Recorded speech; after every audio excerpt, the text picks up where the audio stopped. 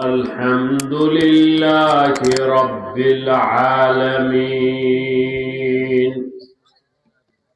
والعاقبة للمتقين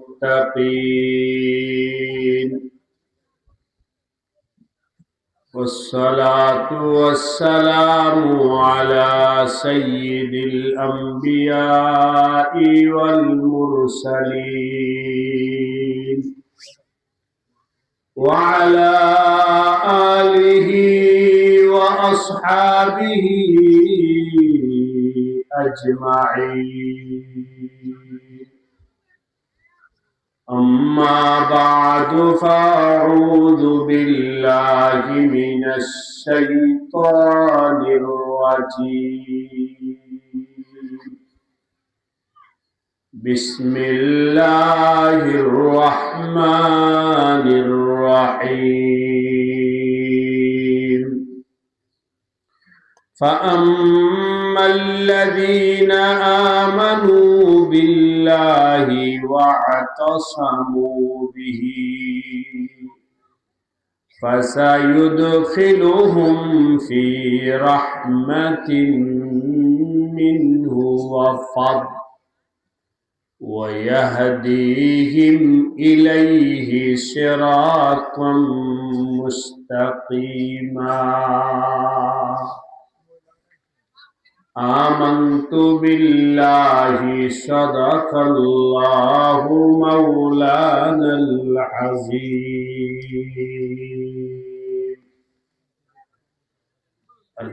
মুন্সিগঞ্জ বানিয়াল হাফিজিয়া দারুল উলুম বাংলা বাজার মাদ্রাসা লিল্লাহ বোর্ডিং ও এতিমখানা এর উদ্যোগে আয়োজিত আজকের বার্ষিক ওয়াজ ও দোয়ার মাহফিলের সম্মানিত সভাপতি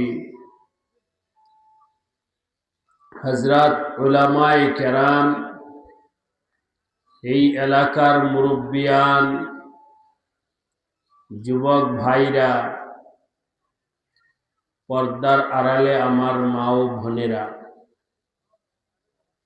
আল্লাহ রাব্বুল আলামিনের দরবারে অসংখ্য শুকরিয়া যে আল্লাহ রাব্বুল আলামিন মেহেরবানি করে দয়া করে আমাদেরকে আজকের এই মোবারক মাহফিলে আসার বসার তৌফিক দান করেছে। সকলে শুকরিয়া আদায় করে বলি আলহামদুলিল্লাহ। আমি আপনাদের সামনে এখন পবিত্র কোরআনে কারিমের সূরাতুন নিসা এর 175 নম্বর আয়াত তেলাওয়াত করেছি। এই আয়াত থেকে কিছু কথা বলা হবে, অত্যন্ত জরুরি কথা।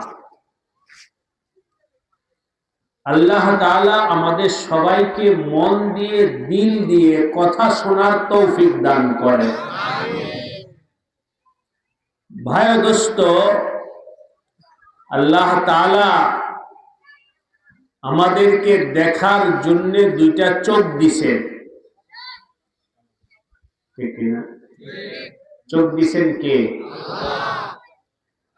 চোখের কত দাম দোস্ত, যার চোখ নাই সে বোঝে, ঠিক কিনা বলেন? যার চোখের সমস্যা ওই ব্যক্তি বোঝে চোখ আল্লাহর কত বড় নিয়ামত ছিল। আজকে যেহেতু দোস্ত আমাকে আপনাকে আল্লাহ পয়সা ছাড়া দিয়েছেন, এই জন্যে বুঝি না এটা কত বড় দামি অঙ্গ আল্লাহ পাক, কত বড় দামি নিয়ামত আল্লাহ পাক দান করেছে। কথার কথা, দুষ্ট রাত্রে বাজার থেকে বাড়িতে যাওয়ার সময় চোখ দিয়া রাস্তা দেখা হাইটা হাইটা বাড়িতে যাও, খানা খাওয়ার সময় এভাবে 2 দিন আগে আমি চরে গেছিলাম, খানা খাইতে বসছি মাহফিলে। আমার সাথে একজন হাফেজ সাহেব, ওনার চোখ নাই, কিন্তু হাফেজ সাহেব এক মাদ্রাসার উস্তাদ।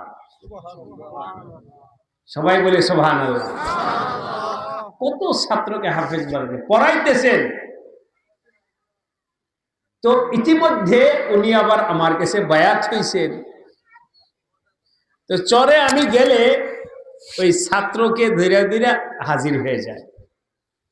তো খানা খাইতে বসার পর আমি বললাম যে ওনাকে আমার দস্তরখানে বসা, আলাদা না, আমার সাথে বসা। তো যখন খানা খাইতে বসছি, বসার পর আমি চিন্তা করতেছিলাম যে আমি তো দেখতেছি আমার সামনে প্লেটের মধ্যে ভাত আছে, আমি ওই ভাজিটা নিব অথবা ওই মাছটা নিব অথবা ওইটা নিব না, ঠিক না বলে? 3-4 আইটেম এখানে রাখা আছে, যেটা আমার পছন্দ হয় সেটা নেব। কিন্তু আল্লাহ এই বান্দা সে তো দেখতেছে না, তার সামনে গোশত, মাছ, তরকারি, ডাল কি কি আছে এটা ও দেখতেছে না। পাশে যে বসা আছে ও যদি দয়া করে গোশত প্লেটে দিয়ে দেয় সেইটা খাবে।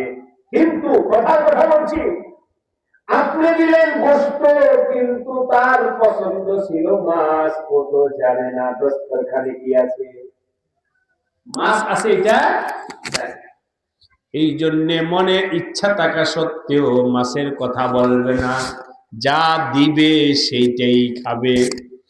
ভাবলাম আমার আল্লাহ পাক এই চোখের নিয়ামত কত বড় নিয়ামত দিছে। খানাটা নিজের ইচ্ছা মতো খাইতে পারে না, পরন কাপড় চোপড় নিজের পছন্দ, লালটা ভালো না সাদাটা ভালো, তোমার পছন্দ কোনটা, এই রংটা আমার পছন্দ না, ঠিক কিনা বলেন? যখন পাগড়ি রুমাল ক্রয় করি তখন তো আমি বুঝি এই রংটা আমার পছন্দ, এটা আমার পছন্দ না। কিন্তু দোস্ত, যার চোখ নাই তার কাছে সাদা কালো লাল কোনো ফরক, ঠিক কিনা বলেন? যাই হোক, এই চোখ আমাদের দুনিয়ার জিন্দেগি যেমন, জিন্দেগিতে যেমন চোখ জরুরি, ঠিক এমনি ভাবে ভাই ও দোস্ত আমাদের কলবের ভিতরও একটা চোখ আছে, ওই চোখও জরুরি। দুনিয়াতে চলতে হলে, এই দুনিয়াতে চলতে হলে চেহারার মধ্যে যেমন চোখ জরুরি, ঠিক আল্লাহকে পাওয়ার জন্যে কলবের চোখটাও। বলেন, কলবের চোখটা কি, ঠিক কিনা বলেন? একটু সবাই কাছে আসেন তো বাবার, এই সাইড দিয়ে আপনার একটু কাছে আসেন, যুবক ভাইরা আসো, আসো বাবার কাছে আসো। কাছে আসলে দেখতে আমার মনে ভালো লাগে।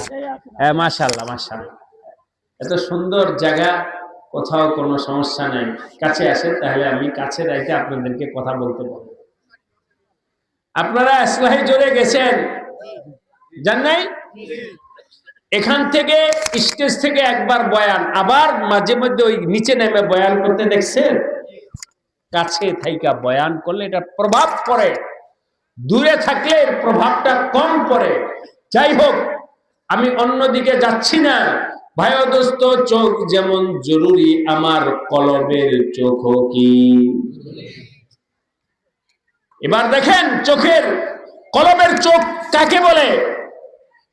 আমার নবীজির জমানায় কয়েক ধরনের মানুষ ছিল। এক ধরনের মানুষ ছিল যাদেরকে ইহুদি বলা হইতো, এক ধরনের মানুষ ছিল যাদেরকে খ্রিস্টান বলা হইতো, এক ধরনের মানুষ ছিল যাদেরকে মুশরিক বলা হইতো। এরকম বিভিন্ন শ্রেণীর মানুষ ছিল। এখানে অনেক ওলামায়ে কেরাম আছেন, ওনারা জানেন, আপনাদের সামনে পরিষ্কার করে বলতেছি, আমার নবীজি দুনিয়াতে আগমনের পর ইহুদি ধর্ম আল্লাহর কাছে গ্রহণযোগ্য, জোরে বলেন। আমার নবীজি দুনিয়াতে তাশরিফ আনার পরে খ্রিস্টান ধর্ম আল্লাহর কাছে গ্রহণযোগ্য। আমার নবীজি দুনিয়াতে তাশরিফ আনার পরে দোস্ত ইহুদিও গ্রহণযোগ্য না, খ্রিস্টানও গ্রহণযোগ্য না, মুশরিক আর কোন ধর্ম গ্রহণযোগ্য না। এবার বলেন, আমার নবীজি দুনিয়াতে আসার পরে একমাত্র ধর্ম গ্রহণযোগ্য ধর্মের নাম কি? সংক্ষেপে বলে যাইতেছি, ইসলামও সঠিক ধর্ম, খ্রিস্টানও সঠিক ধর্ম। বলতে পারলেন আপনারা? ইসলামও সঠিক, খ্রিস্টানও সঠিক। কোনটা সঠিক বলেন? একমাত্র একমাত্র সঠিক কোনটা? জোরে বলেন, একমাত্র সঠিক কোনটা? হে আমার ভাইরা, যুবক বাবাজিরা, স্কুলের ছেলে পেলে আজকে আলহামদুলিল্লাহ দোয়া নিছেন, সামনে পরীক্ষা আছে, অনেক ছেলে পেলে আছে, মুসাফা করছে আমার সাথে অফিসে গিয়ে। তোমাদেরকে বলি, তোমাদের জীবন শুরু থেকেই নিজের ঈমানটা সঠিক বানায় নাও, যাতে করে জীবনে আর ভুল না হয়। এই কথাটা আজকে আমরা সবাই ওয়াদা করব। আল্লাহর কাছে গ্রহণযোগ্য সঠিক ধর্ম কয়টা? একটা। কয়টা? আমাদের দেশের অনেক বড় বড় শিক্ষিত মানুষও বলে কি, আমাদের ধর্ম আমাদের কাছে ঠিক, আর হিন্দু ধর্ম হিন্দুদের কাছে ঠিক। তাহলে ওইটাকেও আমি স্বীকৃতি দিলাম, ওইটা ঠিক। এ কথা কি দেওয়া হইল কিনা? এ কথা আমরা কোনোদিন বলবো না। হাত উঠান। আল্লাহ আমাদের সবাইকে তৌফিক দান করেন। আমাদের বক্তব্য, কোরআনের বক্তব্য পরিষ্কার, একমাত্র সঠিক ধর্ম কি? আর দুনিয়াতে যত ধর্ম আছে সবগুলো হলো ভুল। সব ধর্ম কি? জোরে বলেন, সব ধর্ম কি? কালিমা পড়ছে, মর্ম বোঝেন। এখানে বলে লা ইলাহা ইল্লাল্লাহ, বলেন লা ইলাহা ইল্লাল্লাহ। আরেকবার বলেন, আরেকবার বলেন। এখানে আবার কয় সব ধর্মই ঠিক। মুখে বললো কি লা ইলাহা ইল্লাল্লাহ, বাংলাতে বলে কি সব ধর্মই কি? দুই কথার মধ্যে মিল নাই। আপনারা তো আমার কথা বুঝতেছেন? লা ইলাহা ইল্লাল্লাহ অর্থ কি? লা ইলাহা, কোন মাবুদ নাই, কোন মাবুদ নাই, কোন মাবুদ নাই ইল্লাল্লাহ, একমাত্র মাবুদ কে? আল্লাহ। তাহলে আপনি লা ইলাহা ইল্লাল্লাহ বইলা বলতেছেন একমাত্র মাবুদ আল্লাহ, আবার বলতেছেন সাবার ধর্ম তাদের কাছে ঠিক আছে। কথা মিলল না দোস্ত। এই জন্য আপনাদেরকে মুখস্থ করাইতে চাই, আল্লাহ পাকের কাছে মনোনীত ধর্ম, একমাত্র সঠিক ধর্মের নাম কি? আল্লাহ আমাদের সবাইকে কথার উপরে মজবুত হওয়ার তৌফিক দান করেন। নবীজি দাওয়াত দিতেছে, এই ইহুদিরা বলো লা ইলাহা ইল্লাল্লাহ মুহাম্মাদুর রাসূলুল্লাহ, এই খ্রিস্টানরা বলো লা ইলাহা ইল্লাল্লাহ মুহাম্মাদুর রাসূলুল্লাহ, এই মুশরিকরা বলো লা ইলাহা ইল্লাল্লাহ মুহাম্মাদুর রাসূলুল্লাহ। আমার নবীজি দোস্ত যখন এই দাওয়াত দিবেন, এই দাওয়াত কি সবাই কবুল করছেন? যারা কারা আবার সবাই কি বাদ দিবেন? কেউ কবুল করছে, কেউ কবুল করে নাই। বলেন তো কামিয়াব কারা? যারা কবুল, তারা হলো জান্নাতি, তারা হলো কামিয়াব, তারা হলো সফল। ঠিক কিনা বলেন? কেমন সঠিক? আবু বকর ফিল জান্নাতি, ওমর ফিল জান্নাতি, ওসমান ফিল জান্নাতি, আলী ফিল জান্নাতি, তালহা ফিল জান্নাতি, জুবাইর ফিল জান্নাতি, আব্দুর রহমান ইবনে আউফ ফিল জান্নাতি। বলে আল্লাহু আকবার।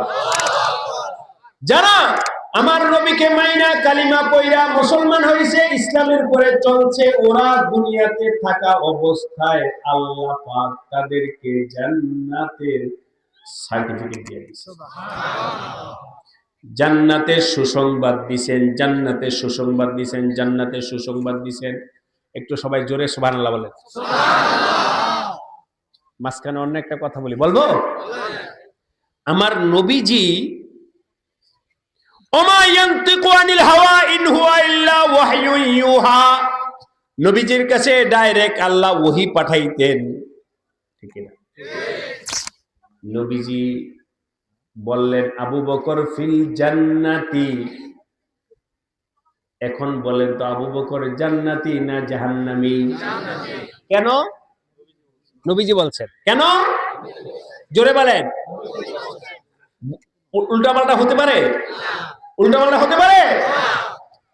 এই ভাইয়া, নবীজি বলছে আবু বকর ফিল জান্নাতি, নবীজি এই কথা বলেছেন আল্লাহ থেকে যাই না, কিন্তু আমি হাফিজউদ্দিন, আমি আমার কথা বলতেছি, যাতে কেউ কারো উপর বলতে না হুজুর আমার বিরুদ্ধে গেছে, বাস্তব কথাটা বলতেছি। আমি কি বলতে পারি যে অমুকে জান্নাতি? না, আমার বলার কোনো অথরিটি নাই, ঠিক কিনা বলেন? সুতরাং কোন ব্যক্তি চাই সে আলেম হোক, পীর হোক, মুর্শিদ হোক, গাউস হোক, কুতুব হোক, কেউই নবী ছাড়া কেউ কারো ব্যাপারে নিশ্চিত বলতে পারে না অমুকে জান্নাতি, ঠিক কিনা বলেন? জান্নাতের টিকিট দোস্ত আমার কাছে না, কোন পীরের কাছে না, জান্নাতের মালিক একমাত্র কার কাছে? আল্লাহ। ওই আল্লাহ কি নবী ছাড়া অন্য কাউকে বলে দিছেন? সুতরাং কারো ব্যাপারে কেউ যদি বলে অমুকে জান্নাতি, এই করো তুমি জান্নাতি, এই করো, জান্নাতের টিকিট কিনো, জান্নাতের টিকিট দুনিয়াতে বেচা কিনা হয় না। জোরে বলেন। জান্নাতের মালিক একমাত্র কে? আল্লাহ। হ্যাঁ, নবীজি বলছেন এই আমল করলে তুমি জান্নাতি হইবা, নবীজি বলছেন নামাজ পড়লে জান্নাতি হইবা, নবীজি বলছেন যাকাত দিলে জান্নাতি হইবা। নিশ্চিতভাবে আমি কারো দিকে আঙ্গুল উঠায়া কারোর নাম নিয়ে বলতে পারবো না সে জান্নাতি, ঠিক কিনা বলেন? অন্য একটা হাদিসের কথা বলি, এরপর আমি আয়াতের মধ্যে চলে আসি।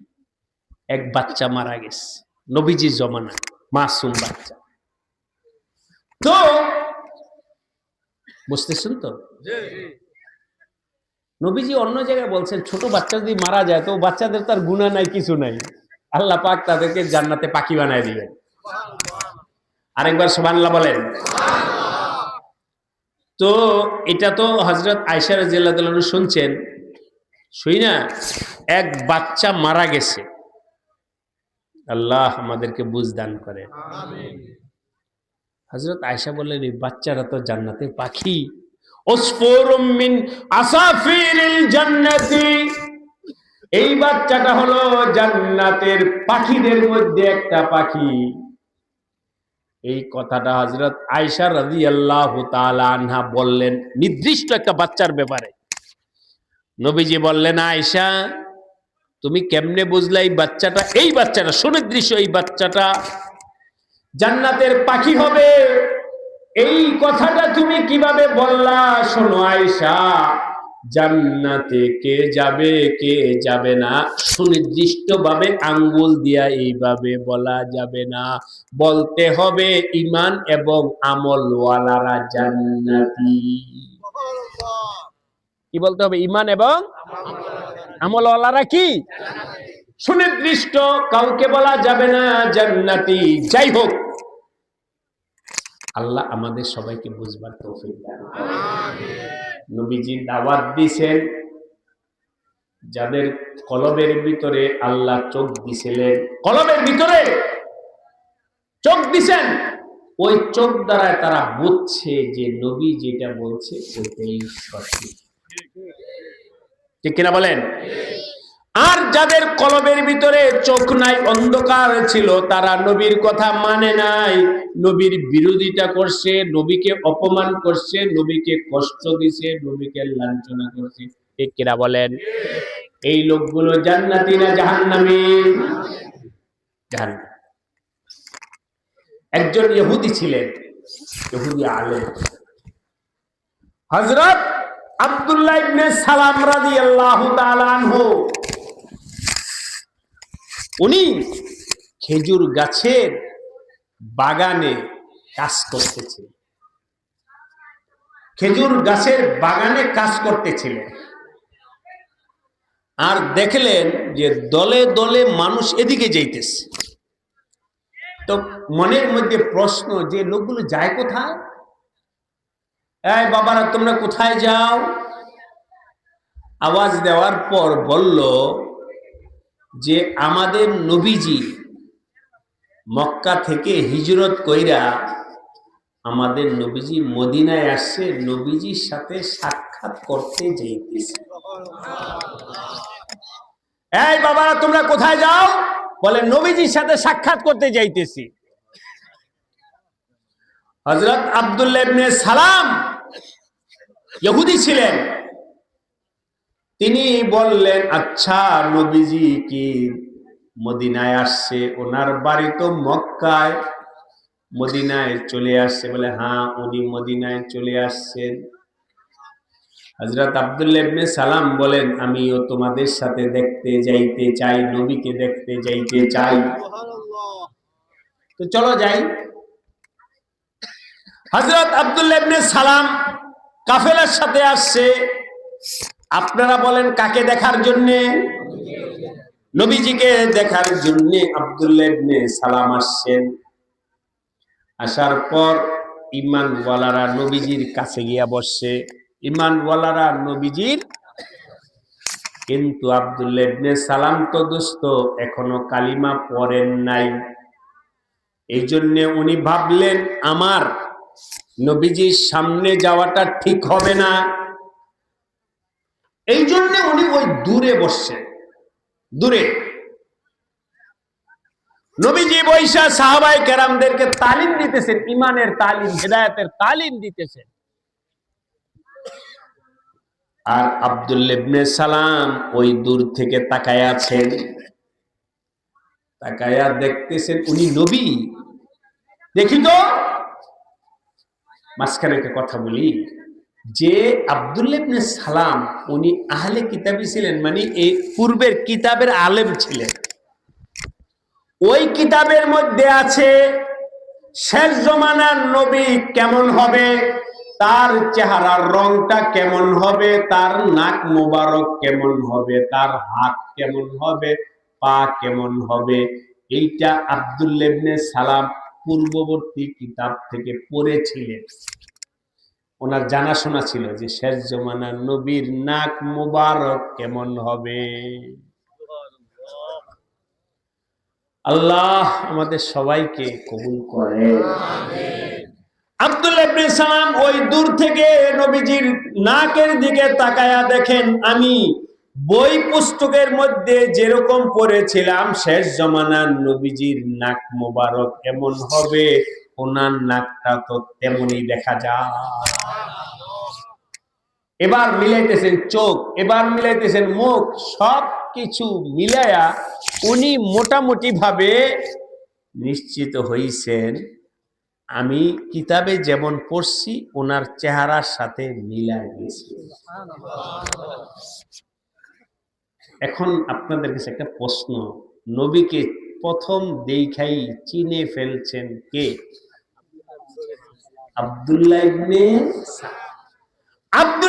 সালাম প্রথম দেখাতেই নবীকে চিনে ফেলছেন। তার কলবের ভিতরে কি ছিল? একটু বলেন, কলবের মধ্যে কি ছিল? চোখ ছিল। কলবের মধ্যে চোখ ছিল। এই চোখ দ্বারায় প্রথম সাক্ষাতেই আমার নবীজিকে চিনে ফেলছেন। আপনাদের কাছে প্রশ্ন করি, আপনাদের কাছে প্রশ্ন করি, আবু জেহেল আমার নবীকে দেখছেন কিনা? হ্যাঁ, কয়বার? অনেকবার। কিন্তু নবীকে এই চামড়ার চোখ দিয়া দেখছে, তার কলবের ভিতরে চোখ ছিল না। কার? আবু জেহেলের কলবে কি ছিল না? কলবের চোখ ছিল না, কলবের চোখে অন্ধ ছিল, এই জন্যে আবু জেহেল আমার নবীকে চিনে নাই। আব্দুল্লাহ ইবনে সালাম প্রথম চান্সেই নবীকে চিনে ফেলছে। মহব্বতের সাথে বলি লা ইলাহা ইল্লাল্লাহ, লা ইলাহা ইল্লাল্লাহ, লা ইলাহা ইল্লাল্লাহ, লা ইলাহা ইল্লাল্লাহ।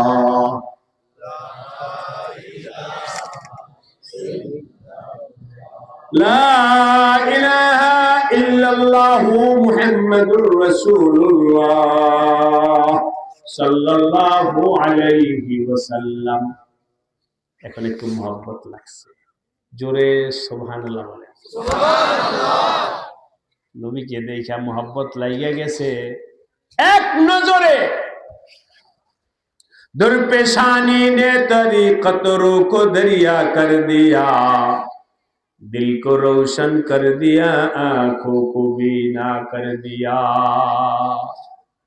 जो ना थे खुद राह पर राहों का हादी बन गए, क्या नजर थी जिसने मुर्दों को मसीहा कर दिया। প্রথম সাক্ষাতে মহব্বত লেগে গেছে। এবার আব্দুল্লাহ ইবনে সালাম কাছে আসছে, নবীজির কাছে আসছে। এতটুকু কাছে আসলেন, ওই জমানায় তো মাইক ছিল না, নবীজি তো মুখ দ্বারাই কথা বলতেন। নবীজির আওয়াজটা যতটুকু বোঝা যায়, আব্দুল্লাহ ইবনে সালাম এতটুকু কাছে আইসা বসছে। বসার পর আমার নবীজি হযরত আব্দুল্লাহ ইবনে সালাম যদি হাদিসটা বর্ণনা করছে, আমি সর্বপ্রথম কোন হাদিসটা আমার নবীজি থেকে শুনছি, যেটা শোনার পরে আমি সিদ্ধান্ত নিয়ে মুসলমান হয়েছি, ও আমার মুসলমান ভাইরা শুনে নাও, ওই প্রথম হাদিসটা আমি তোমাদের কাছে বর্ণনা করে দিয়েছি। হযরত আব্দুল্লাহ ইবনে সালাম কাছে আসছেন, আসার পরে শুনতে পাইলেন আমার নবীজি বলতেছেন, সাহাবাদেরকে শিখাইতেছেন, আফসুস সালাম। 2 নম্বর আতইমুত তাআম, 3 নম্বর সাল্লু বিল লাইল والناس اليوم تدخل جنة ربكم بسلام أو كما قال عليه الصلاة والسلام। আমার নবীজি সাহাবীদেরকে 3টা আমল শিখাইতেছেন। কয়টা? এই করবা কিনা, এই করবা কিনা, এই করবা কিনা, এই করবা কিনা। আপনাদেরকে 3টা আমল এখন বললে আমল করার জন্য চেষ্টা করবেন কে কে? হাত উঠান, হাত উঠান, নিয়ত করেন, নিয়ত করেন, নিয়ত করেন। আল্লাহ আমাদেরকে তৌফিক দান করেন। হাত নামান। 1 নাম্বার বললেন আফসুস সালাম, পরস্পর একে অপরকে সালাম দিবা, পরস্পর একে অপরকে সালাম দিবা। দোস্তকে দেখলে সালাম দাও, ছোট ভাইকে দেখলে সালাম দাও, বড় ভাইকে দেখলে সালাম দাও, বাবাকে সালাম দাও, মাকে সালাম দাও, স্ত্রীকে সালাম দাও, প্রতিবেশীকে সালাম দাও, মুসলমানকে সালাম দাও, চিনলেও সালাম দাও, না চিনলেও সালাম দাও। আফসুস সালাম, সালাম সালাম শিখো, সালাম শিখো। পারবো? একবার সালাম দেন তো আপনারা, আরেকবার বলেন। এবার আপনাদেরকে জিজ্ঞাসা করি, সালাম মুসলমান দেয় পরস্পর না হিন্দু? সালাম দেওয়া কাদের কাজ? বলেন, সালাম দেওয়া কাদের কাজ? মুসলমানের কাজ। আমার নবী শিখাইতেছেন, সারা দুনিয়ার মুসলমান শিখো আফসুস সালাম, তুমি আগে বাইরে সালাম দিবা। আল্লাহ আমাদের সবাইকে এই আমলটা করার তৌফিক দান করেন। কয়টা হলো? এক। 2 নাম্বার, ওয়াতইমুত তাআম, মানুষকে খানা খাওয়াও। মানুষকে খানা খাওয়াও, গরিবকে খানা খাওয়াও, ধনীকে খানা খাওয়াও, মেহমানদেরকে খানা খাওয়াও, লোকদেরকে মেহমানদারি করো। এটা বলতেছি, কিন্তু আমি একা বললে কি হবে দোস্ত? সবাই যদি মাননেওয়ালা হয়, বলনেওয়ালা হয়, শুননেওয়ালা হয়, তাহলে আমার নবীজির সুন্নতগুলো সমাজের মধ্যে ব্যাপক হবে। আরব দেশে, বিশেষ করে সৌদি আরবের কথা বলি, বিশেষ করে মক্কা মদিনার কথা বলি, ভাই দোস্ত, মক্কা মদিনার সাধারণ একজন মুসলমান যদি বিস্কুট খাইতে থাকে আর আপনি যদি যান, বিস্কুটটা ভাঙ্গা অর্ধেক আপনাকে দিবে। আরেকবার বলে, খেজুর খাইতেছে একটা, খেজুর খাইতেছে একটা খেজুর আছে, আপনি গেলে ওইটাকে অর্ধেক কইরা আপনাকে দিবে আর অর্ধেক নিজে খাবে। এই আমলদার বানায় গেছেন আমার নবীজি। এই আমলওয়ালা বানায় গেছেন কে? আমাদের নবীজি। কেমনে বানাইছে শোনেন। হযরত আনাস রাদিয়াল্লাহু তাআলা আনহু, ওনাকে ওনার মা পাঠাইছে এক বাটি, আপনাদেরকে বোঝানোর জন্য বলতেছি, কষ্ট হইতেছে? এক বাটি ফিন্নি দিয়ে পাঠাইছে, সহজে এক বাটি ফিন্নি দিয়া নবীজির কাছে। আনাসের মা বলতেছে, যাও এই বাটি, এক বাটি ফিন্নি নবীকে দিয়ে আসো। বাড়িতে ফিন্নি পাকায় হুজুরের জন্য পাঠায় দিছে। হযরত আনাস রাদিয়াল্লাহু তাআলা আনহু এক বাটি ফিন্নি নিয়ে নবীজির কাছে হাজির। আয়েশা বলে, ইয়া রাসূলুল্লাহ, আমার মা আপনার জন্য এক বাটি ফিন্নি দিছে। নবীজি বললেন, ফিন্নির বাটিটা এখানে রাখো, রাইখা তুমি যাও। আবু বকর, ওমর, ওসমান, আলী, অমক অমক অমক কে ডাইকা নিয়ে আসো, এবং রাস্তাঘাটে যেখানে যাকে দেখবা সবাইকে ডেকে নিয়ে আসবা। সবাই একটু বলেন তো সুবহানাল্লাহ। হযরত আনাস বলেন, আমি চিন্তা করতেছি ফিন্নি কতটুকু। নবী বলছেন এতগুলো মানুষের নাম বইলাও, আবার বলছে এরপরেও যারে দেখবে হ্যারি ডেকে লইবা। হযরত আনাস ভাবতেছেন ফিন্নি খাওয়ার জন্য তো ডাকছে, এক বাটি ফিন্নিকে এক ড্যাগ ফিন্নিতে তো কাম হবে না।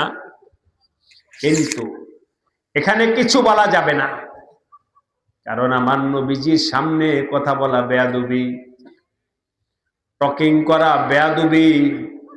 সবাই বুঝা নিয়েন, শাইখের সামনেও কথা বলছে, আই এটা করো না, হুজুর এটা করলে এই হবে, এই হবে, হবে। আদবের খেলা,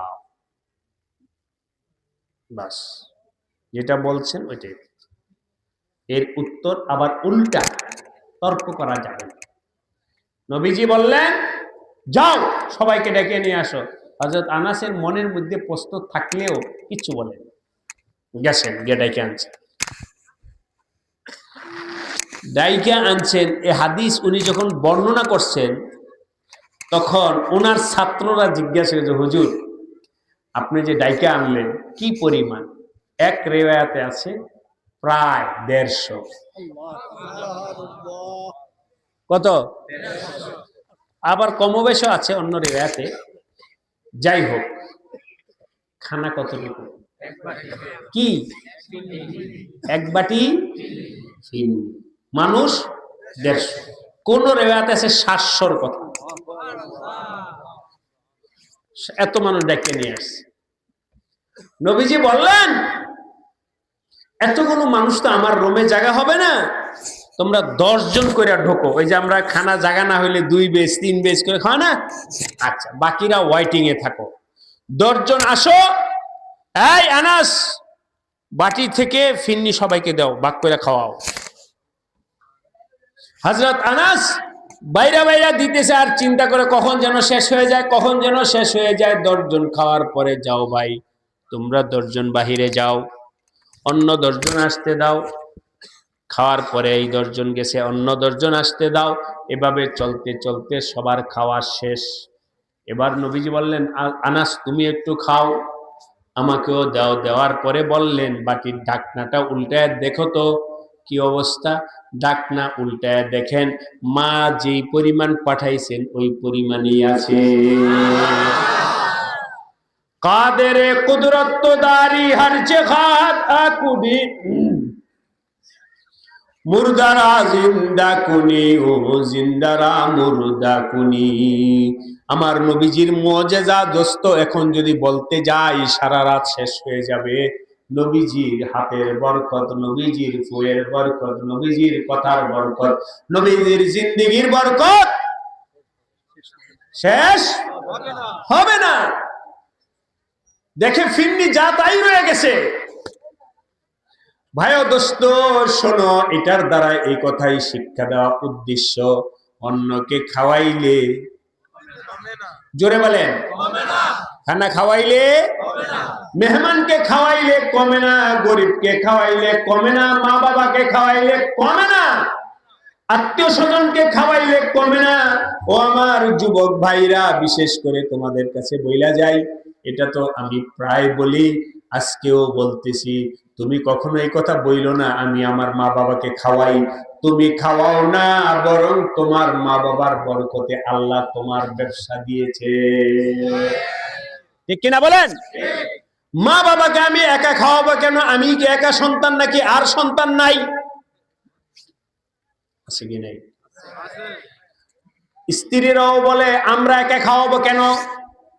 আল্লাহ আমাদের সবাইকে সহি বুঝ দান করেন। 5টা ছেলে যদি থাকে, 5টা ছেলে প্রতিযোগিতা করবেন না আমার মাকে আমি একাই খাওয়াবো। আমার মাকে পালাক্রমে ওই বাড়িতে 2 দিন, ওই বাড়িতে 2 দিন, ওই বাড়িতে 2 দিন। এসব ঘটনা দোস্ত আমার কাছে সবই আছে। আপনার বাড়িতে 1 মাস, আজকে দিন শেষ, আগামীকাল মা অন্য ঘরে যাবে খানা খাইতে, অন্য ছেলের ঘরে যাবে। আল্লাহ আমাদের সবাইকে মাফ করে দেন। যেদিন অন্য ঘরে যাবে ওই দিনে এই ঘরের বউ বেড়াইতে গেছে গা, কি যেই ঘরে যাওয়ার কথা ওই ঘরের বউ কি। এখন এই ঘরের বউ ভাত কম রাঁধছে, তো এখন হেনে গিয়া দে ওরা নাই, এই ঘরে ফিরে এসে কয় আজকে তো আপনার লোকে রান্ধি নেই। আল্লাহ মাফ করে। এই তুমি খাওয়াও না, খাওয়ান কে? রিজিকের মালিক কে? সুতরাং কখনো এই ভাবনা ভাইবো না মা বাবাকে খাওয়াইলে টাকা কইমা যাবে, মা বাবার চিকিৎসা করলে টাকা কইমা যাবে। তুমি মা বাবার পিছনে খরচ করো। এখানে যারা আছেন তাদেরকে বলতেছি, বিশেষ করে যুবক ভাইরা, লিখে রাখো, আমার কথা লিখে রাখো। যদি তুমি মার পিছনে 10,000 টাকা খরচ করো মার চিকিৎসার জন্য, আমি বলবো আখেরাতে কি হবে এটা তো মৃত্যুর পরে বুঝবা, কিন্তু দুনিয়াতেই আল্লাহ সেটার বদলা দিয়ে দিবে। মা বাবার পিছনে খরচ করলে আল্লাহ নগদ দিবেন, নগদ দিবেন। আখেরাতে তো দিবেন, দুনিয়াতেও আল্লাহ নগদ দিয়ে দিবেন। সুতরাং মা বাবার পিছনে খরচ করার ব্যাপারে হিসাব লেখা রাখো না, ততদিন আমি এই ঔষধ আনছি, ততদিন সেটা আনছি। যাক, আল্লাহ আমাদেরকে আমল করার তৌফিক দেন। 2টা আমল হলো, 1 নম্বর সালাম, 2 নম্বর হলো তাম, 3 নম্বর হলো সাল্লু বিল লাইল। শেষ রাতে ওইটা তাহাজ্জুদ নামাজ পড়ো, শেষ রাতে ওইটা তাহাজ্জুদ নামাজ পড়ো। নবীজি বলতেছেন যে ব্যক্তি এই 3টা আমল করবে আল্লাহ পাক নিরাপদে তাকে জান্নাত পৌঁছে দিবে।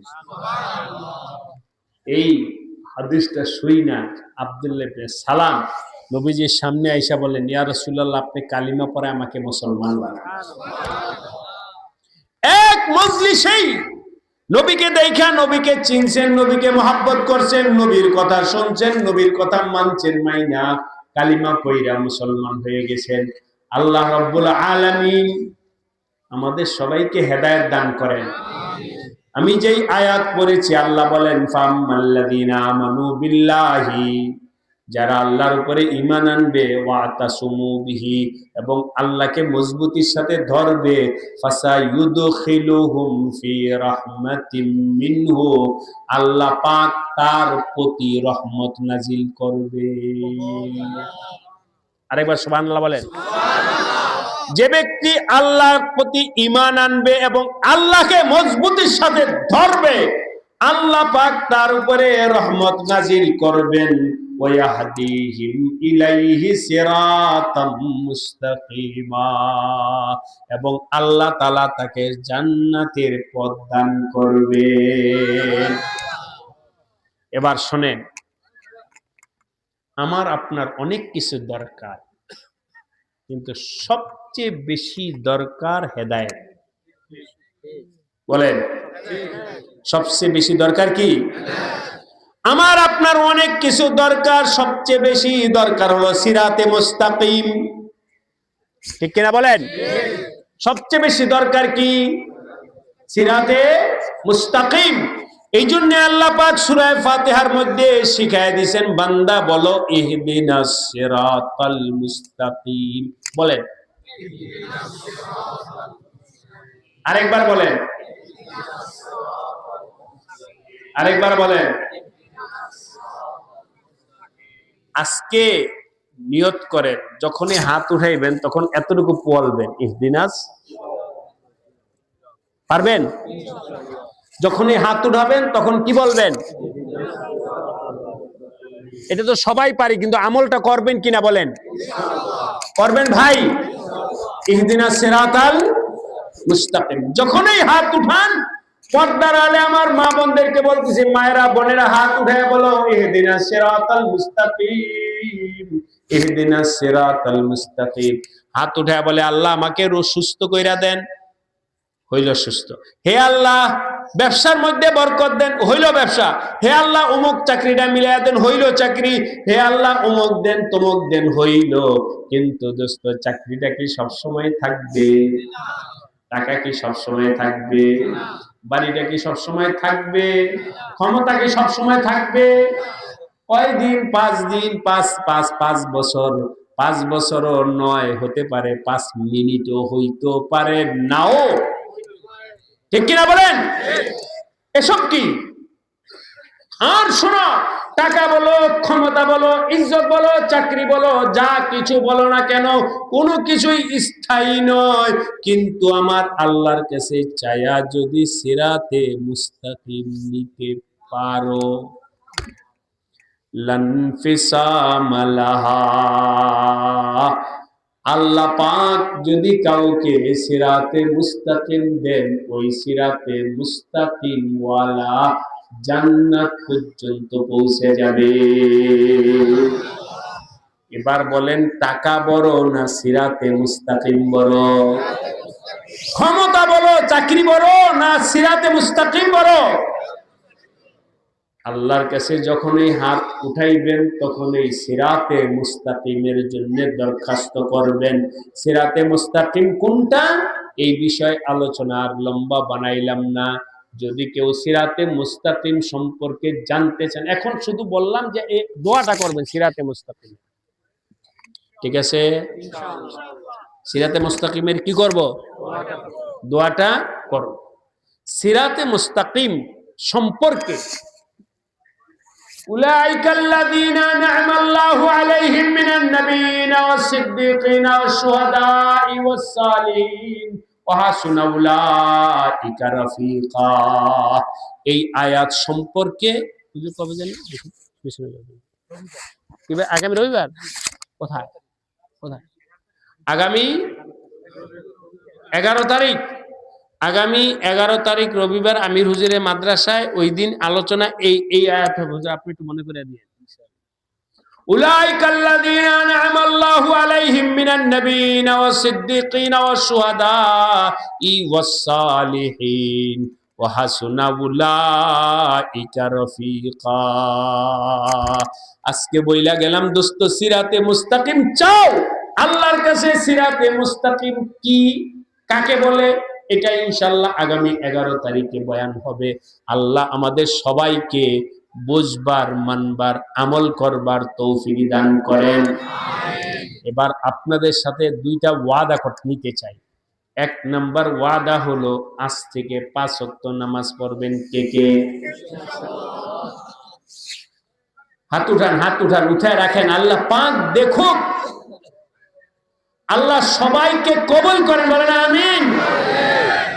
হাত নামান। নামাজ ছাড়া কোনো উপায় আছে?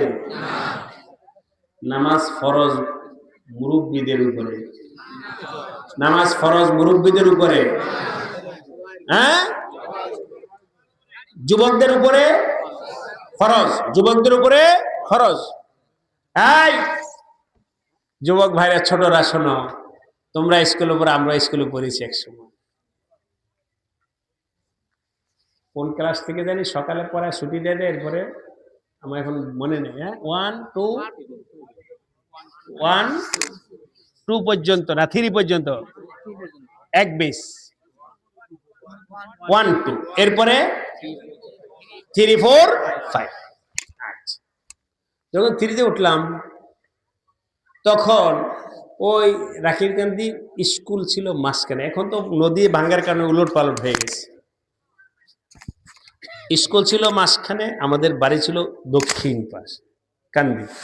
এরপরে মসজিদ ডিঙ্গায়া, এরপরে যাইতে হতো স্কুলে। যখন টিফিনের ছুটি হতো, ক্লাসের সাথী ভাইদেরকে বলতাম, এদিক সেদিক ঘোরাফেরা না কইরা চলো মসজিদে গিয়ে নামাজ পড়ে আসি।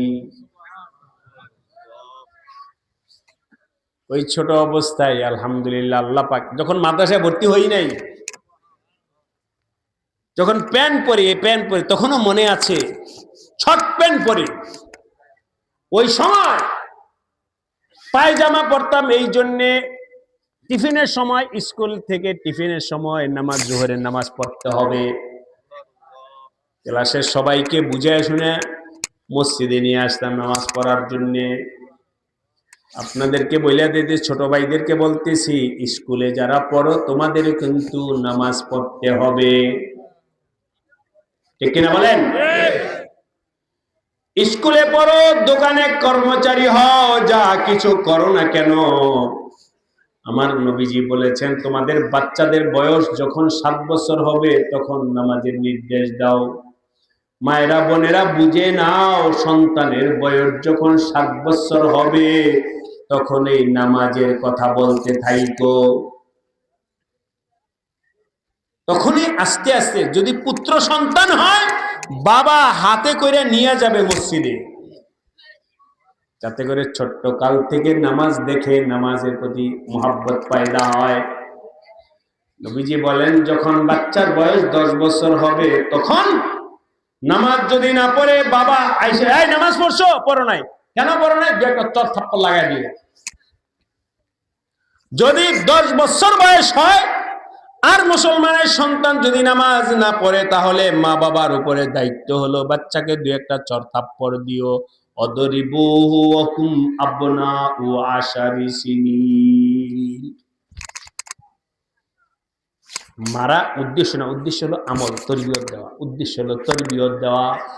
বয়োদস্ত ছোট বাচ্চাদেরকে নামাজের শিক্ষা দেওয়া, এটা মা বাবার দায়িত্ব। যাই হোক, আল্লাহ সবাইকে 5 ওয়াক্ত নামাজ পড়ার তৌফিক দান করেন। এই একটা ওয়াদা যারা করছে, আগেই বলছি, হেদায়েতের মালিক কে? আল্লাহ। যদি কারো এই ওয়াদাটা ঠিক থাকে, আল্লাহ হেদায়েত দেয়, তত হয়েই যাবে কাম ইনশাআল্লাহ।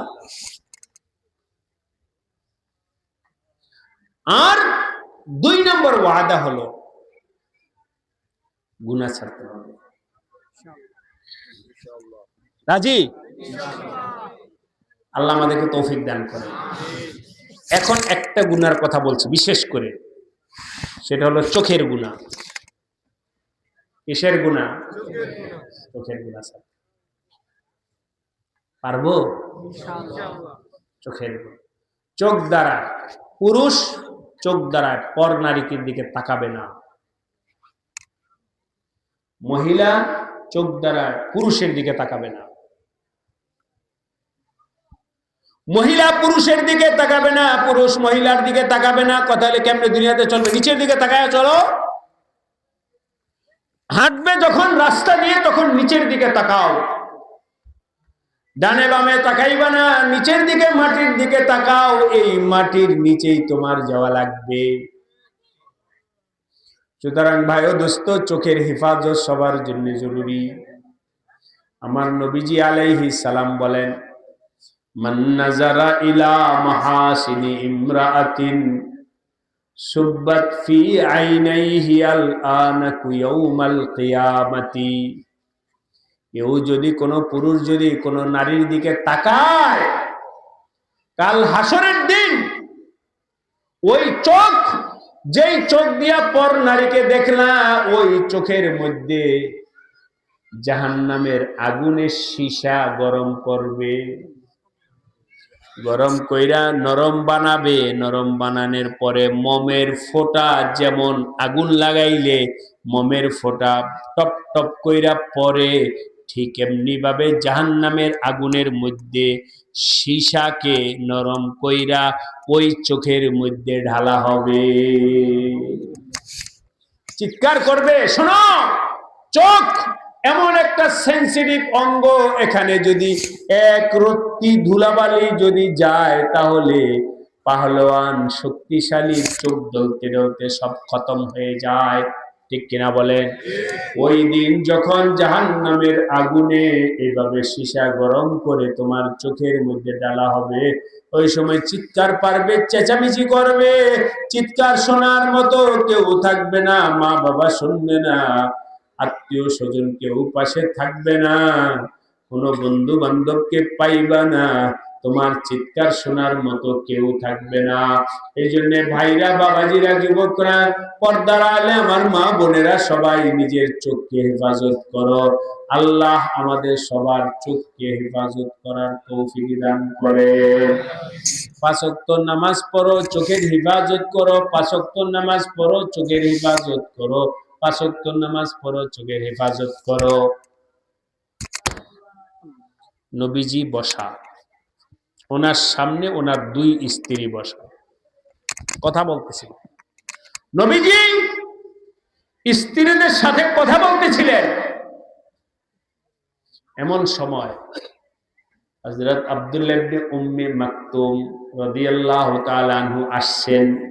একটু আগে না অন্ধর কথা বললাম, নবীজির দরবারে একজন অন্ধ ছিলেন, তার নাম ছিল আব্দুল্লাহ ইবনে উম্মে মাকতুম।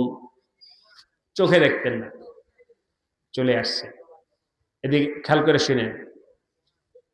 নবীজি দেখছেন যে আব্দুল্লাহ ইবনে উম্মে মাকতুম ওনার যেভাবে চলার ভাবদুরা নবীজির কাছে আসতেছে।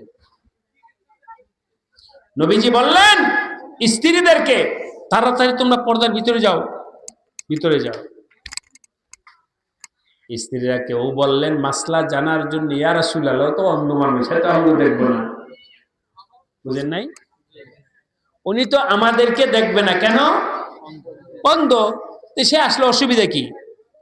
নবীজি বললেন আফা উমিয়ানে আনতুমা, আব্দুল্লাহ ইবনে উম্মে মাকতুম অন্ধ, তোমরা অন্ধ নাকি? সে তোমাদেরকে দেখবে না, কিন্তু তোমরা তো তাকে দেখবে। এই জন্য তোমরা ঘরের ভিতরে চলে যাও। নবীজির স্ত্রীরা তাড়াতাড়ি করে ঘরের ভিতরে চলে গেল। এই হাদিস থেকে উলামায়ে কেরাম বলছেন, পুরুষ যেমন পর নারীর দিকে তাকাবে না, নারীরাও পুরুষের দিকে তাকাবে না। ঠিক কিনা বলেন? আমাদের দেশে এখন এটা প্রচার হয় না। আমাদের মুন্সিগঞ্জ, দেশ বলছে মুন্সিগঞ্জ, আল্লাহ হেফাজত করে, বলেন আমিন। অনেক দিক থেকে আপনাদেরকে আল্লাহ পাক অনেক ভালো নেয়ামত দিচ্ছেন। উত্তরবঙ্গ চলে যাও, ওই রংপুর, দিনাজপুর, ঠাকুরগাঁও, পঞ্চগড়, এই সমস্ত এলাকায় চলে যাও। এই যে আমরা বয়ান করতেছি, আপনারা আমাকে দেখা বয়ান শুনতেছেন, পর্দার আলে আমার মা বোনেরা কান দিয়া শুনতেছেন। ঠিক কিনা বলেন? কিন্তু ওই সমস্ত এলাকায় প্রচার হলো পুরুষ বয়ান করবে, এই কোরআন হাদিসের বয়ান করবে, আর প্রজেক্টর লাগাইয়া দিবে টেলিভিশন মহিলাদের ওখানে। মানে আমি এই যে হাত উঠেছি না, ওদের ওখানে টেলিভিশন লাগানো আছে, আমার হাত দেখতেছে, এই যে দেখো পীর সাহেব হাত উঠেছে, হাত নামাইছে, ওই মহিলারা দেখতেছে। পর্দা থাকার কারণে আমি মহিলাদেরকে দেখি না, কিন্তু যখন প্রজেক্টর লাগানো হবে তখন আমাকে তারা দেখে কিনা বলেন। একবার গাইবান্ধা গেছি, ইয়া শুনলাম যে প্রজেক্টর লাগানো, চেয়ারের মধ্যে বসে আমি বললাম এটা কি? প্রজেক্টরের লেখা, খোলো। তো খুলছে, আমি না করলে আমি বয়ান করবো না। খুলছে, খোলার পর বয়ান যখন শুরু করছি তখন মহিলারা চলে যেতেছে, কারণ বক্তাকে দেখা যাবে কি বয়ান শুনবে। ওই মাথা নষ্ট, তো খারাপ হয়েছে অভ্যাস। তো কিছুক্ষণ পরে একজনে চিল্লান দিয়ে উঠছে, প্রথম আমার গাইবান্ধা সফর, তো হুজুর সবাই যাইতেছে গা। আমি বলি যা, যার জরুরত সে তো যাবেই। আমি কি আপনাদের এখানে বান্ধা রাখছি? যার মন চায় সে চলে যায়, কিন্তু প্রজেক্টর লাগানো হবে না, কারণ দুধ আর পেশাব একত্রিত হতে পারে না। আল্লাহর দিন, কোরআনের আলো আর নাফরমানি দুইটা একত্র হতে পারে না। ওই ওয়াজ হবে কিন্তু হেদায়েত হবে না, ওই কোরআনের তাফসীর হবে রাতভর, আল্লাহ পাক ওই তাফসীর দ্বারা কলবকে আলোকিত করবে না, কারণ এখানে মাসিয়ত আছে, পরপুরুষকে দেখতেছে। এই জন্য দোস্ত বইলা যায়, আল্লাহ পাক আমাদের এই এলাকাকে হেফাজত করবেন, আমিন। যেটা বলতেছিলাম, পুরুষও নজরকে হেফাজত করবে, মহিলাও নজরকে হেফাজত করবে। আল্লাহ আমাদের সবাইকে তৌফিক দান করেন। 5 ওয়াক্ত নামাজ পড়বো, নজরকে হেফাজত করব। রাজি আছেন? আল্লাহ পাক সবাইকে কবুল করে নেন, এই মাদ্রাসাকে কবুল করে। মাদ্রাসার যে ছাত্র ভাইরা পাগড়ি নিল, আল্লাহ পাক মৃত্যু পর্যন্ত তাদেরকে, তাদের সিনায় আল্লাহ পাক কোরআন হেফাজত করার তৌফিক দান করেন, কোরআনের ইজ্জত রক্ষা করার তৌফিক দান করেন, তাদের মা বাবাকে কবুল করেন, ওস্তাদদেরকে কবুল করেন, এই মাদ্রাসার কমিটির ভাই শুভাকাঙ্ক্ষী যারা আছেন তাদেরকে কবুল করেন। বিশেষ করে আজকে আমি আসছি যখন, ওই সময় কালেকশন শুরু হয়েছে, যারা টাকা লেখাইছেন যে আমি দান করব, মাদ্রাসায় চাল দিব, এই দিব, আল্লাহ পাক সবাইকে কবুল করে নেন। আর আমাদের সবাইকে আল্লাহ পাক ঈমানের সাথে দুনিয়া থেকে বিদায় নেওয়ার তৌফিক দান করেন। প্রায় দোস্ত, আজকে রজব মাস চলতেছে, শাবানের পর রমজান। রমজান মাসের জন্য সবাই প্রস্তুতি নেই, রমজানের রোজা রাখবো, তারাবি নামাজ পড়বো, আমল করব, দান সদকা করব। রাজি আছি? মুহাম্মদ কামা সাল্লাইতা আলা ইব্রাহিম ওয়া আলা আলি ইব্রাহিম ইন্নাকা হামিদুম মাজিদ। আল্লাহুম্মা বারিক আলা মুহাম্মদ ওয়া আলা আলি মুহাম্মদ কামা বারাকতা আলা ইব্রাহিম ওয়া আলা আলি ইব্রাহিম ইন্নাকা হামিদুম মাজিদ। আলহামদুলিল্লাহি রাব্বিল আলামিন والصلاة والسلام على سيد الأنبياء والمرسلين وعلى آله وأصحابه أجمعين. ربنا ظلمنا أنفسنا وإن لم تغفر لنا وترحمنا لنكونن من الخاسرين.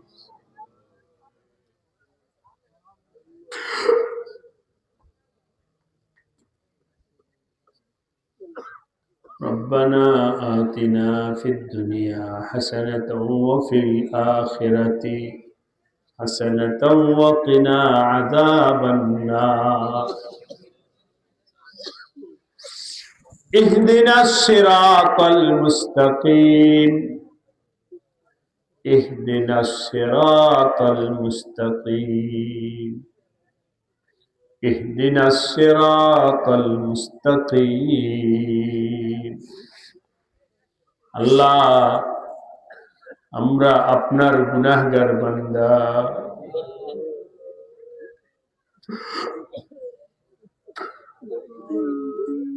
জীবনে অনেক গুনাহ করছি, সগীরা গুনাহ, কবিরা গুনাহ, জাহিরি বাতিনি, প্রকাশ্যে গোপনে, ইচ্ছায় অনিচ্ছায় অনেক গুনাহ করছি, হিসাব নাই, সংখ্যা জানা নাই। একটা গুনাহের জন্য যদি আল্লাহ আপনি আমাদেরকে গ্রেফত করেন, জবাব দিতে পারবো না।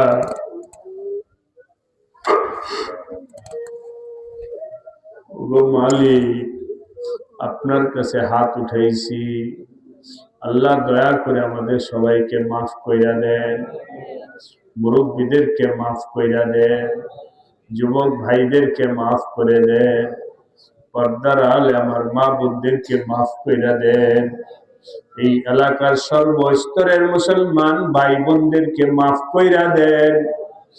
ইয়া আল্লাহ, আপনি মাফ না করলে আমরা কার কাছে যাব? যাওয়ার কোনো জায়গা নাই, আশ্রয়ের কোনো জায়গা নাই।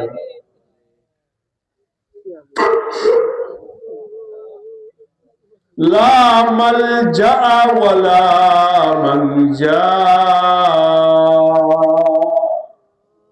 মিনকা ইল্লা ইলাইহি।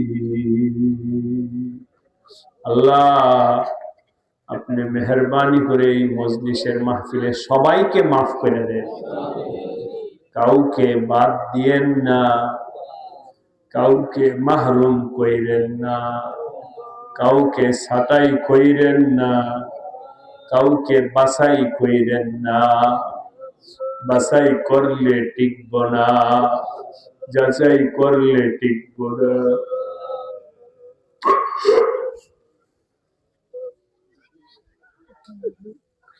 মাওলা, দোকানে বাজারে ব্যবসায়ীরা মাল বাছাই কইরা যেটা পয়সা যায় সেটাকে ফেলে দেয়। আয় মেরে মাওলা, আপনি যদি বাছাই করেন আমাদেরকে কোথায় ফেলবেন?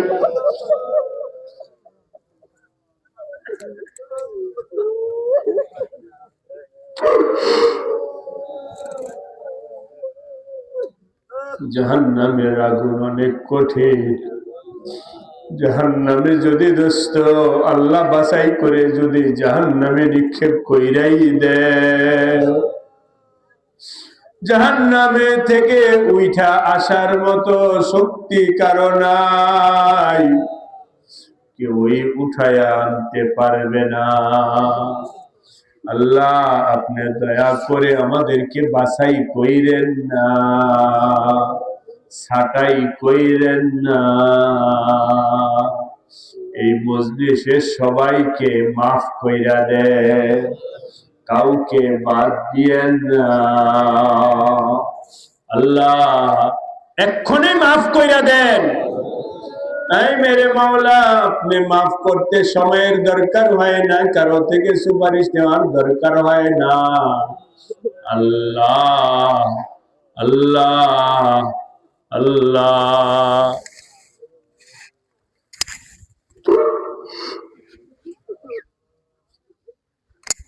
পর্দার আড়ালে আমার মা বোনদেরকেও মেহরবানি করে মাফ কইরা দেন। ইয়া আরহামার রাহিমিন, আমার ভাইরা হাত উঠায় ওয়াদা করছেন নামাজ কাজা করব না, 5 ওয়াক্ত নামাজ পড়ব। আল্লাহ, আপনি হাতগুলোকে কবুল কইরা নেন। কে কে হাত উঠাইছে আপনি দেখছেন মাওলা, সবগুলো হাতওয়ালাকে আল্লাহ নামাজি বানায়া দেন। ইয়া রহমান ইয়া রহিম, এই মাদ্রাসাকে আল্লাহ কবুল কইরা নেন।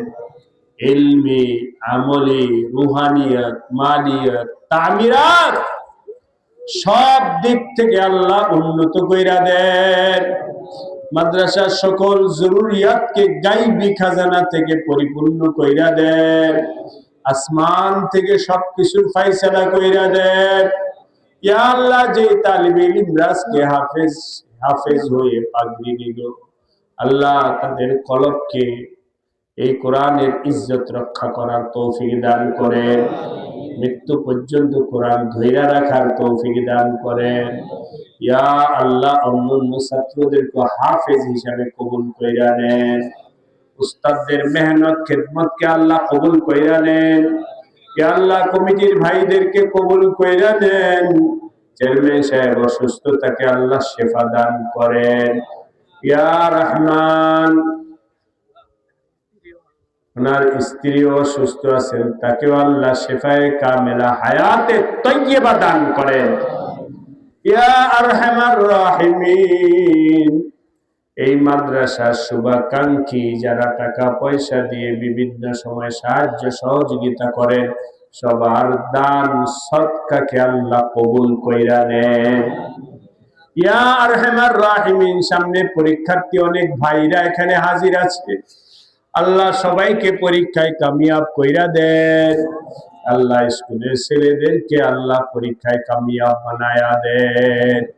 ইয়া আরহামার রাহিমিন, ছোট ভাইদেরকে তাদের ছোট্ট থেকে ঈমান আমলমুখী বানায়া দেন, ঈমানের লজ্জত দান করেন। আল্লাহ পাঁচ ওয়াক্ত নামাজ পড়ার তৌফিক দেন, আদবের সাথে চলবার তৌফিক দেন। ইয়া আল্লাহ, তাদের জিন্দেগি ভবিষ্যৎ জিন্দেগিতে আল্লাহ উজালা বানায়া দেন, ভবিষ্যৎ জিন্দেগিকে উজ্জ্বল আল্লাহ বানায়া দেন। ইয়া আল্লাহ, হিদায়াতের হাওয়াকে আল্লাহ আম কইরা দেন।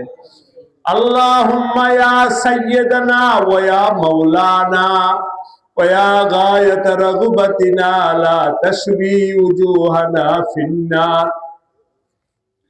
আল্লাহ, বড়রা যেন ছোটদেরকে স্নেহ করতে পারে, ছোট যারা যেন বড়দেরকে মান্য করতে পারে, আদব করতে পারে, সে তৌফিক দান করেন। ইয়া আল্লাহ, যারা ঋণগ্রস্ত আছে আল্লাহ ঋণ পরিশোধের ব্যবস্থা কইরা দেন। ইয়া আরহামার রাহিমিন, যারা অসুস্থ আছেন তাদেরকে শিফা দান করেন। ইয়া আল্লাহ, যাদের উপার্জনের ব্যবস্থা নাই তাদের জন্য হালাল উপার্জনের ব্যবস্থা কইরা দেন। ইয়া রহমান, কৃষক ভাইদের ফসলে আল্লাহ বরকত দান করেন, এই বাজারের ব্যবসায়ীদের হালাল ব্যবসার মধ্যে আল্লাহ বরকত দান করেন। ইয়া আল্লাহ, যারা বিদেশে আছেন আল্লাহ তাদের জান মাল ইজ্জত আবরু ঈমান আমলকে আল্লাহ আপনি হেফাজত করেন। ইয়া আল্লাহ, যারা বিদেশ যাইতে চাচ্ছে তাদের জন্য পথকে সহজ কইরা দেন। ইয়া রহমান, যাদের সন্তানাদি নাই তাদেরকে আল্লাহ নেক সন্তান দান করেন। যাদের ঘরে কন্যা সন্তান আছে মাওলা যোগ্য পাত্রের কাছে উঠায় দেওয়ার ব্যবস্থা কইরা দেন। আল্লাহ, সবাইকে সিরাতে মুস্তাকিম দান করে, সবাইকে সিরাতে মুস্তাকিম দান করে। ফিতনার জমানা কখন